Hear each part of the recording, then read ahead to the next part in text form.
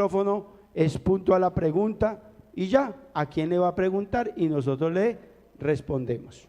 Listo, sigamos.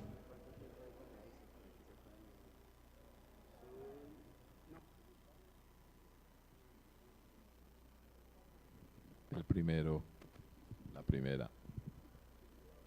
Bueno, vamos a tener media hora de panel, ¿listo? Para que sepan claro. Okay. Y perdón, otra cosita que digo, ¿no? Preguntas clave, ¿no? No, que no tenga que ver con otras cosas de nuestro rol. Buenos días, mi nombre es Carlos Alberto Gómez, vengo con la delegación de Caldas, concretamente pertenezco a Asambleas de Dios Casa de Restauración Manizales. Tengo una inquietud. ¿Qué ha pensado la extensión pastoral para trabajar en las zonas veredales? Porque yo creo que estamos muy enfocados, es más que todo como en los cascos urbanos. ¿Qué han pensado para trabajar en las zonas veredales, en el campo? Bueno, sencillo, hermano. Mire, los perdidos están en las zonas veredales. Una iglesia semilla empieza con ¿cuántas personas? Hay una iglesia interesada. En otras palabras, todo lo que se ha hablado acá aplica perfectamente a las zonas veredales. De hecho, en los reportes también aparecen iglesias en corregimientos que ni siquiera son municipios, y tenemos mucho. Entonces, todo lo que se dijo acá se piensa en las zonas veredales. Todas las iglesias indígenas que tenemos ahora no quedan normalmente en las cabeceras municipales, todas quedan en veredas. Entonces es cuestión del enfoque, y usted que tiene esa conciencia y que se preocupa por eso, por supuesto, zonas veredales valen como iglesia, hágale. O sea que todo lo que se hace con municipios, ciudades o lo que sea, aplica de igual manera en las zonas veredales, no hay ninguna dificultad. Buenos días, mi pregunta para el pastor Nelson Rojas. Este modelo de más y mejores iglesias, ¿cuál es el origen? Si es una organización, hay un autor específico, quiero saber de dónde parte este modelo. Va a ser 16 años, celebramos 15 años el año pasado, en septiembre. El doctor Juan Wegenbel es un norteamericano argentino, o sea, es hijo de misioneros americanos, pero criado en Argentina. Y él sintió en su corazón el hacer un trabajo para lo que era la plantación de iglesias. Fue invitado por FLED para que a este seminario latinoamericano él escribiera un libro sobre plantación de iglesias para usarlo como cátedra en FLED. Y él escribió el libro, pero él, cuando estaba comenzando a escribir, él dijo, pero es que hay gente experta en otras áreas, hay gente experta en la cuestión del desarrollo de la iglesia, en el crecimiento. Entonces buscó a unos amigos que eran expertos en eso y les dijo, ¿ustedes por qué no escriben algo? Entonces lo que hizo fue él escribir, pero también compilar lo que los otros escribieron, y de allí sale el libro Sembremos Iglesias Saludables. Ese libro está hecho por 22 autores y se trabajó. Entonces el libro lo entregó a FLED, y cuando lo entregó a FLED, FLED le dijo, oiga, ¿y usted que escribió el libro, por qué no lo enseña? Entonces se pusieron de acuerdo y trabajó con 4 hermanos, entre ellos uno llamado Alfredo Vallellanes de Puerto Rico, y citaron unos pastores a Puerto Rico como una especie de plan piloto para enseñarles acerca del libro de Sembremos Iglesias Saludables. Y el impacto fue muy interesante, y entonces dijeron, bueno, ¿por qué no hacerlo en otro país de Latinoamérica? De acuerdo al grupo que estaba. Y lo hicieron en otro país de Latinoamérica, y así se fue extendiendo.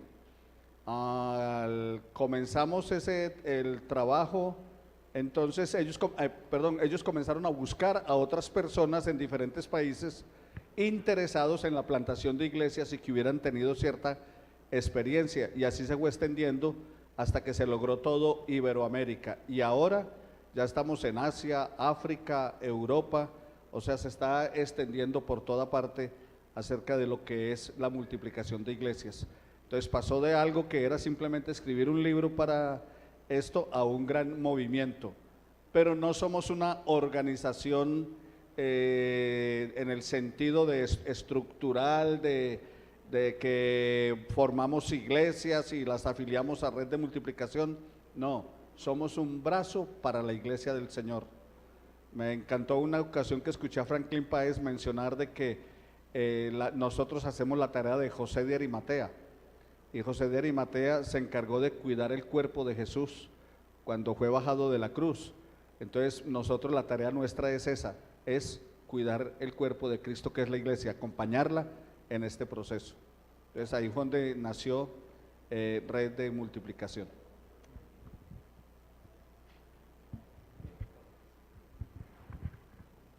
Bueno, entonces allá y allá. Pastor Leonardo, sería bueno de pronto aclarar, algunos pastores tienen una visión ya establecida de crecimiento, entonces sería bueno que nos diera esa dirección o diera esa dirección a aquellos pastores que están haciendo o van a recibir más y mejores iglesias, cómo poder fusionar y cómo poder hacer entender que es un complemento más a la visión y no es que esté sacando otra visión o la visión que tiene.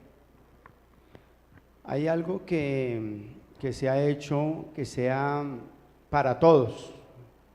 Contactos, ¿cuántos contactos? Cualquier estrategia debe hacer contactos. ¿Cuántos se convirtieron? Todas las estrategias tienen que trabajar con convertidos. ¿Cuántos bautizados? Se tiene que tener, todos bautizamos, entonces va y ¿cuántos se van a entrenar? Hay que haber algún entrenamiento, porque si estamos hablando de iglesias saludables, una iglesia saludable, un componente es el liderazgo. Entonces hay que entrenar a las personas para que lleguen a un liderazgo. El otro se llama grupos pequeños. Grupos pequeños es cómo lograr llevar la iglesia del templo a las casas, y porque es más fácil que un no creyente vaya a la casa del amigo que al templo, ¿sí ve? Entonces, ahora, que los nombres cambian, sí. Por ejemplo, el caso de nosotros trabajamos con algo que se llama células de cuidado. Usted póngale el nombre allá que quiera, no quítele el grupo pequeño, pero póngale célula de cuidado. Si trabaja con grupo familiar, póngale grupo familiar. Si trabaja con el G12, pues póngale G12, el nombre que quiera. Eso no es lo relevante. Lo relevante es que la iglesia esté en las casas haciendo la obra de Dios.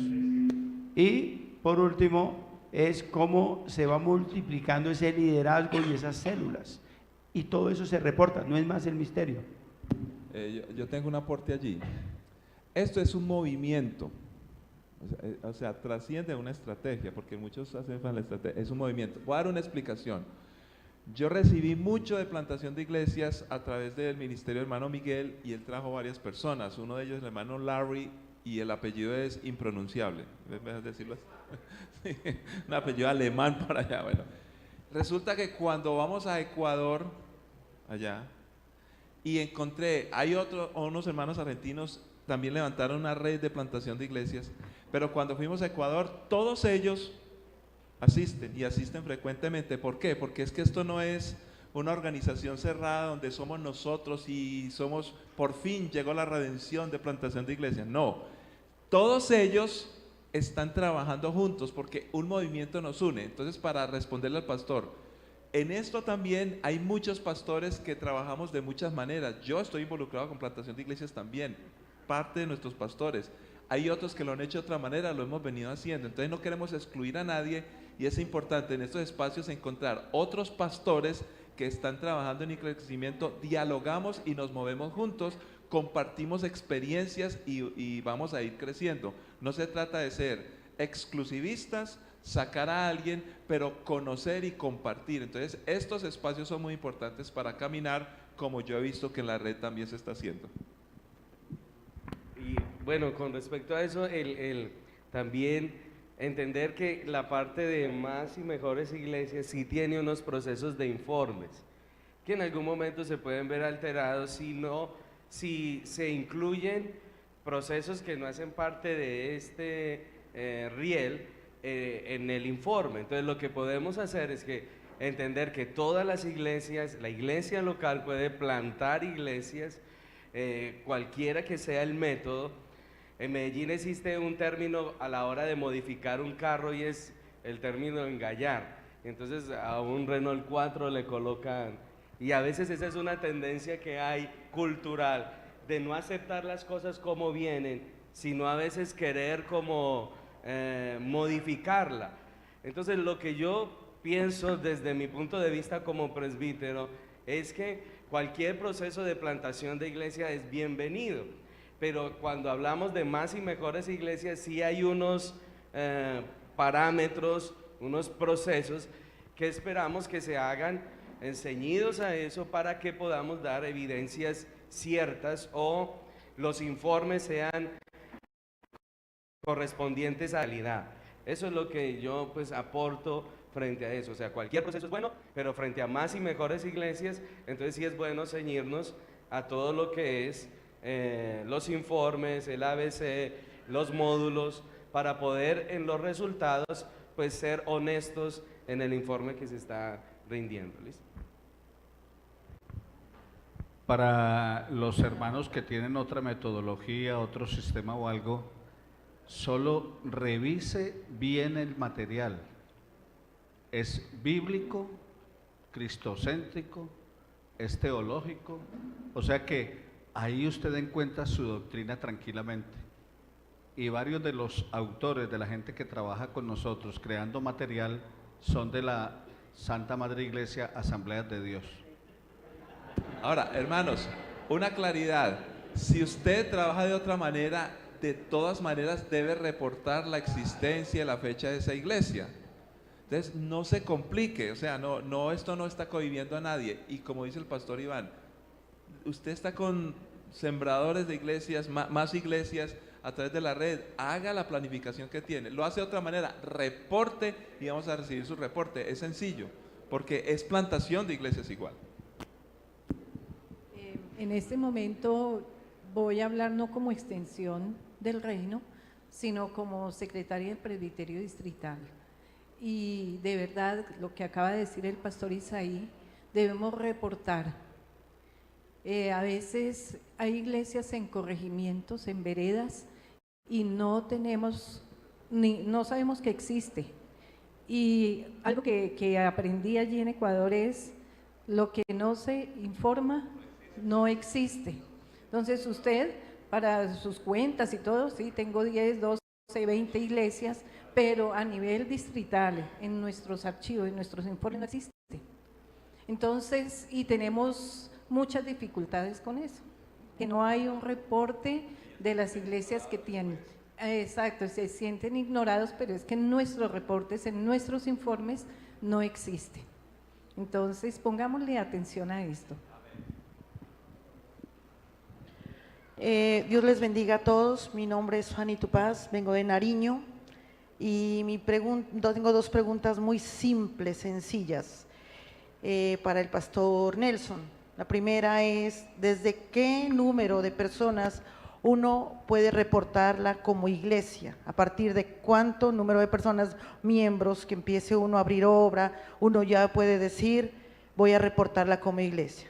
Mi segunda pregunta, mi paz, es la siguiente: ¿cómo se va a trabajar el proceso? Por ejemplo, en mi iglesia iniciamos el proceso con mi presbítero Jorge Rendón, dos hermanas, ¿ya? Mi hermana Graciela en Pasto, mi hermana Patricia en un sector que llama Pilcuán, pero abrimos para la gloria de Dios en Ipiales y ahora recientemente, hace 15 días, abrimos obra en Funes, donde Funes no está reportado, porque cuando iniciamos el proceso con redes, solamente asistimos dos hermanas que están en Pasto, estamos en Pilcuán y yo estoy en la central, que es Pedregal, pero se abrió luego se abrió Ipiales, y hace 8 días abrimos Funes, una obra donde no hay iglesia de las asambleas.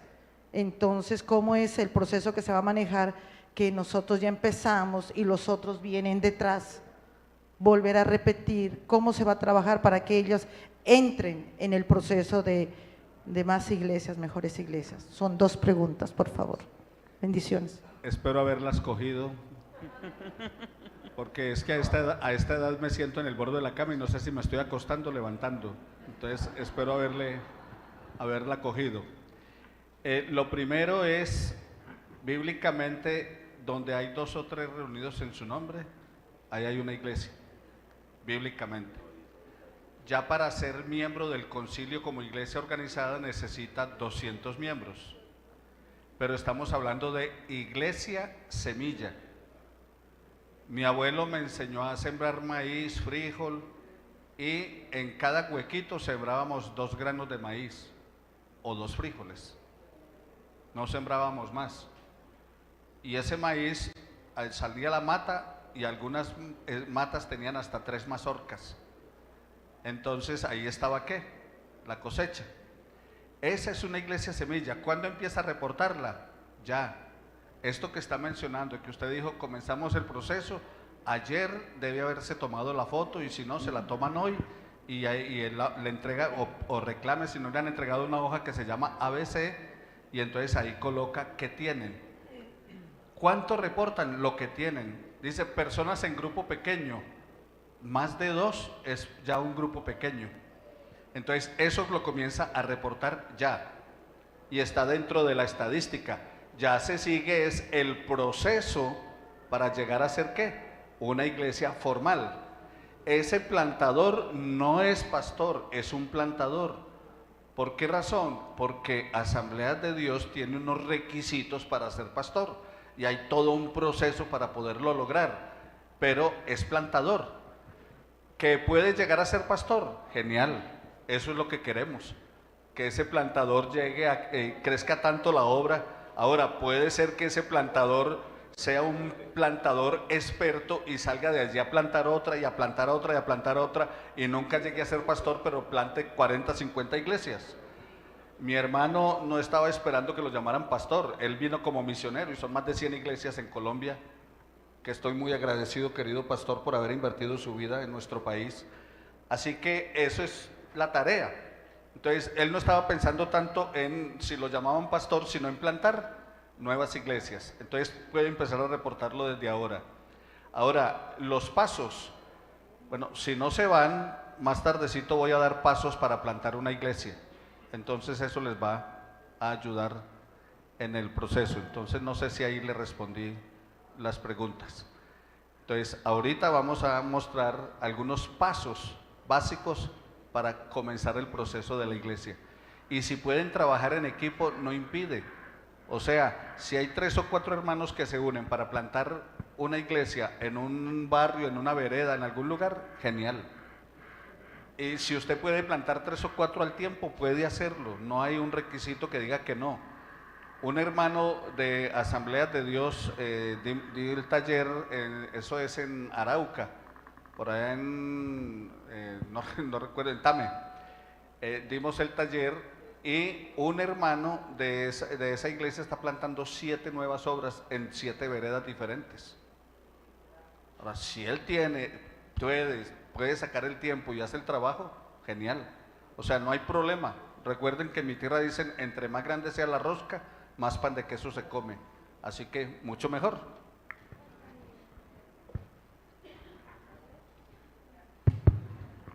Buenos días, mi nombre es Carlos Arturo Franco, miembro de una iglesia, hija de esta iglesia, en Ríos de Vida, Andalucía. Mi consulta es para quien corresponda. El gobierno nacional, ¿de qué manera se articula en la colaboración para extendernos como iglesia? Esa es mi duda. Y no quería echar de menos algo que ayer se me ocurría hablando con mi esposa. Si ustedes en algún momento han considerado la idea de no solamente tener iglesias fijas, sino también iglesias móviles, como decir algo como por el estilo, como las casas remolques que existen en Estados Unidos, Entonces quería saber si en algún momento lo han considerado. Muchas gracias.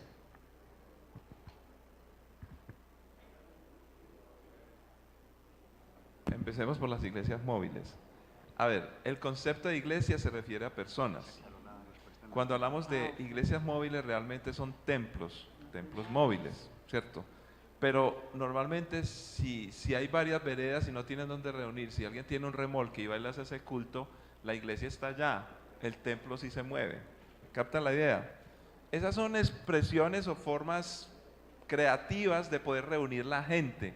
Entonces hay que hacer una diferenciación entre reunir la gente y otra cosa, lo que es la iglesia como tal. La iglesia son las personas. Entonces ya lo otro ya es una estrategia. En cuanto al gobierno, no pensemos cómo el gobierno se articula. Ellos no se van a articular a nosotros. Más bien nosotros debemos de ser sabios en conocer la norma y la ley colombiana, cómo nosotros podemos apelar a esto y sacarle el máximo provecho. Ayer simpáticamente me monté a un carro donde me llevaron y cuando llevo un letrero por fuera y yo hice el letrero que es, y cuando miro bien decía, este carro está en horas de culto parqueado acá porque la ley yo no sé qué, yo no sé cuánto lo permite. Entonces el policía de tránsito no puede hacer nada porque está cumpliendo la norma. Eso no fue que el gobierno llamó al pastor Leonardo, ¿usted va a parquear el carro? No, sino que el pastor Leonardo dijo, no, aquí tenemos un problema. Uno debe conocer la norma. No creo, en Estados Unidos, hace años usted podía orar en la escuela. Hoy, si un maestro ora en la escuela y alguien lo denuncia, lo echan. Entonces, el gobierno nunca nos va a facilitar. Nosotros tenemos que, no es jugar, es ser sabios y mirar qué normas hay y nos metemos ahí donde podamos. Y si no nos dejan, nos metemos subterráneamente como en China, pero vamos a hacer la obra del Señor Jesucristo.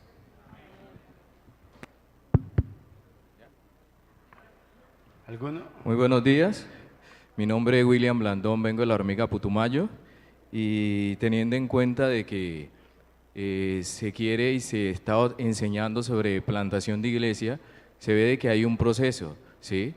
Mi pregunta surge es que legalmente hay una ruta para formación de iglesia formales. Entonces me gustaría saber esa parte porque si se está plantando iglesia también se va a llegar a esa parte de iglesias formales. Muchas gracias.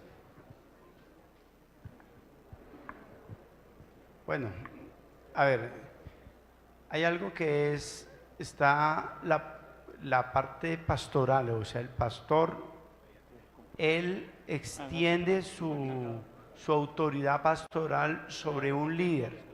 Esto es importante entenderlo, no es sobre un pastor, es sobre un líder. Y ese líder, si tiene un llamado al ministerio, debe tener un proceso formativo para que logre tener un fuero religioso ministerial como tal, ¿cierto? Entonces, eso es más del pastor local, del pastor presidente, ¿cierto? Cómo mentorea, cómo trabaja con ese líder. Recordemos esto, es un líder.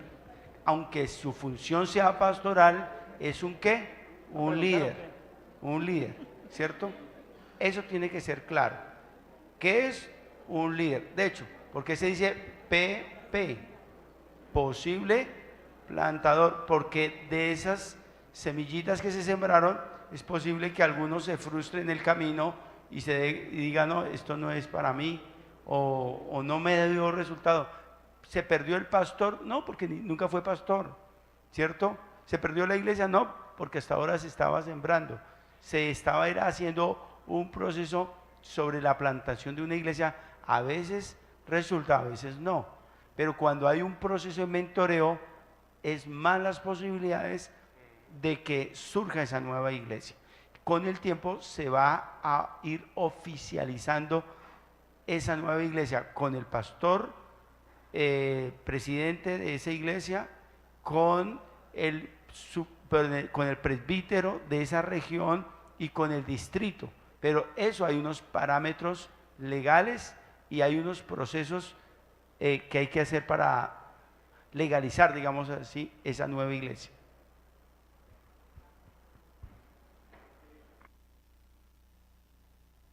¿No hay nadie más? Aquí hay una pregunta.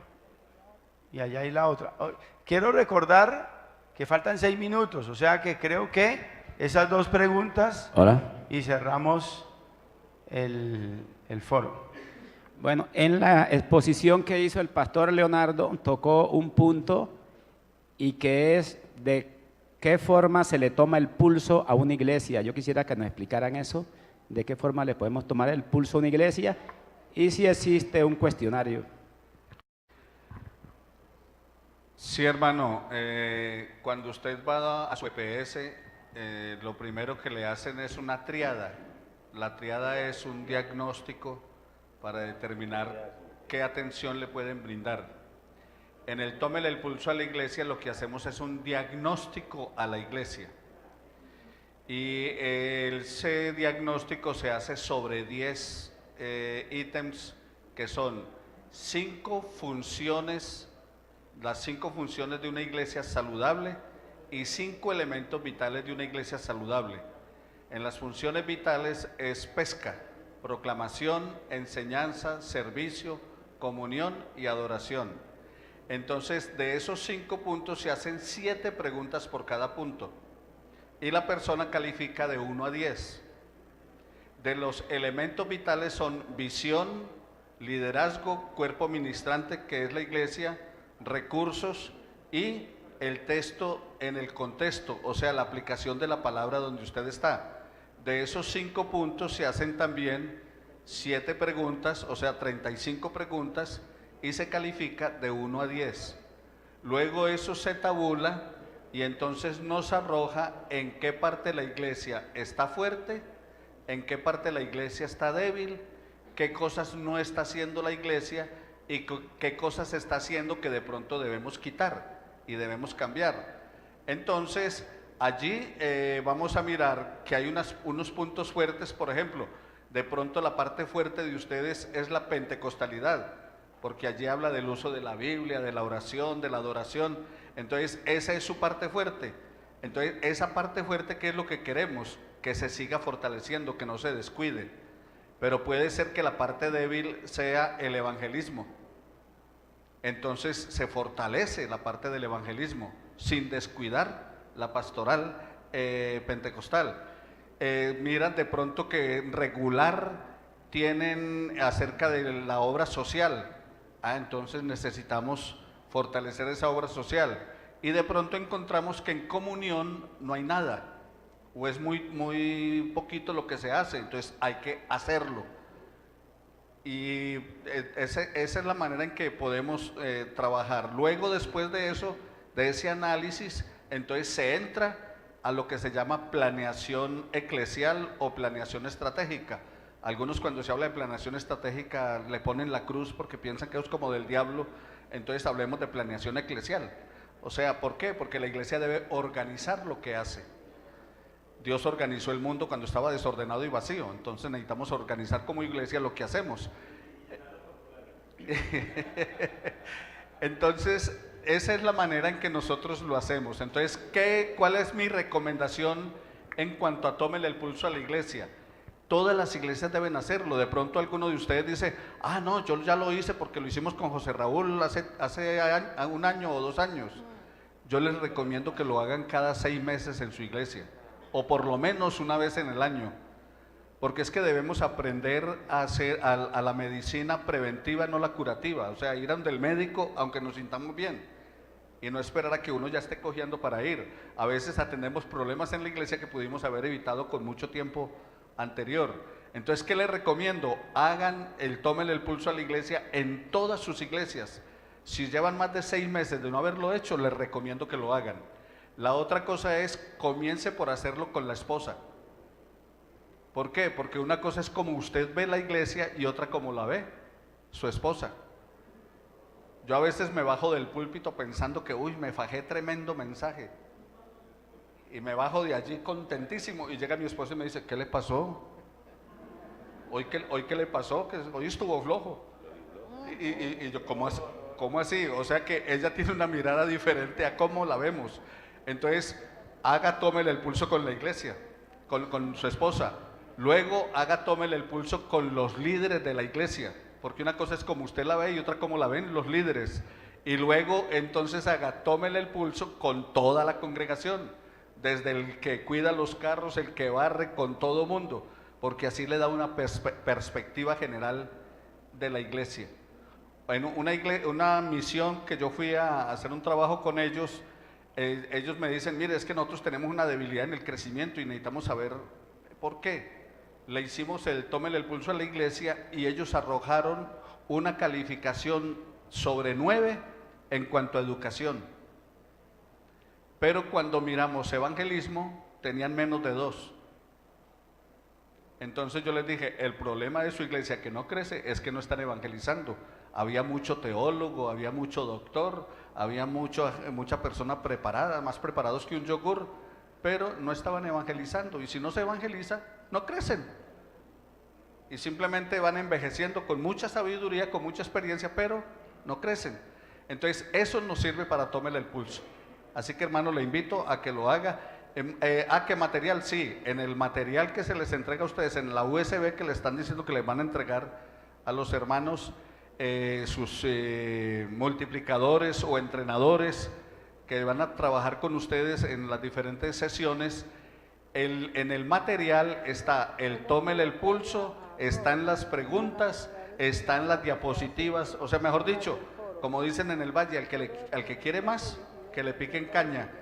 Y también está la tabulación de cómo hacer luego la tabulación y sacar el resultado. Gracias. El último, ¿quién era el último? Soy el último. Si en el material que se nos entregó de las USB, hablando de los módulos, si la red tiene un banco de materiales para adquirirlos o se pueden imprimir del material que se nos dio, ¿cómo es?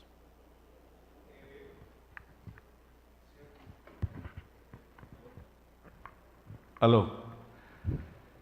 Ya la tecnología me está atropellando. Hermanos, todo nuestro material es totalmente gratuito. Por eso se lo estamos entregando en una USB. ¿Por qué razón? Eso me faltó mencionar dentro de lo que era la red, dentro de ese trabajo de la red. Uno de los compromisos con la gente que entró a la red y que nos llamaron a participar y a trabajar con ellos fue voluntarios. O sea, nosotros éramos voluntarios. Venga, ¿quiere entrar en este ministerio? Ah, bueno, la red no tenía salarios, no tenía nada para solo los de oficina. Pero de muchos de los autores que han venido trabajando, todo el material que usamos en la red, los autores han renunciado a sus derechos de autor y los han donado a la red para que la gente los reciba gratuito. O sea que usted puede coger de su USB y fotocopiar todo el material y entregarlo a los hermanos. Lo único que le pedimos, porque es que hay mucho colombiano vivo y ya nos ha pasado, cogen el material, lo imprimen, le colocan su logo o algo, porque nosotros hemos dicho colóquele su logo, haga lo que quiera y lo venden. Y hermanos, si de gracia recibió, de gracia. O sea, no estamos cobrando por el material. Ahora, cuando a usted le entregan una USB, si se la dan y la USB vale 10,000 pesos, pues le van a decir pague los 10,000 pesos de la USB. O si usted manda a sacar copias, entonces usted le dice a la persona, bueno, las copias valen 6, 10,000, 15, 20,000 pesos, pues páguelas si quiere tenerlo en físico. O sea, ya es libertad de cada uno de ustedes. Lo que no queremos es negocio. O sea, no hacemos negocio con nuestro material. Los autores renunciaron a ese derecho. En la USB está el libro Sembremos Iglesias Saludables, está el manual del maestro, está el manual del alumno, está el libro de mentoreo magistral y está también el material del alumno y del maestro, está el libro de grupos pequeños. O sea, todo el material está allí y no es que no cueste. Quiero aclarar algo en esto, porque algunos dicen que lo que nada nos cuesta lo volvemos fiesta. Entonces, algunos piensan, ah, no, pues si es un material regalado, entonces es que ese material no vale. No, el material que nosotros entregamos hasta el año pasado, a mediados del año pasado, costaba $800. Multiplique eso por 2,800 pesos. Costaba 800 y ahora ya hay el libro nuevo, entonces cuesta mucho más, pero costaba $800 ese material. Solo que es como la salvación. ¿A usted cuánto le cuesta? Nada. ¿Pero no tuvo precio? Sí tuvo precio. Al Hijo de Dios le costó la vida para salvarlo a usted y a mí. Igual, nuestro material no tiene costo para usted, pero le costó a otros. Tenemos algunas personas que están donando para que usted lo pueda recibir. Esa es la situación. Listo, bueno, entonces les recomendamos entreguen la encuesta, que haya quedado claritico su nombre, porque ahorita ya vamos a entregar la certificación. Vamos a tomar 10 minuticos para descansar, ir al baño, ¿cierto? Allá en la parte de atrás hay tinto, aromática, agüita, todo eso está por cuenta de su inscripción y podemos estirarnos un ratico y venimos a la última parte ya de nuestro evento de la Cumbre de Plantadores de Iglesias.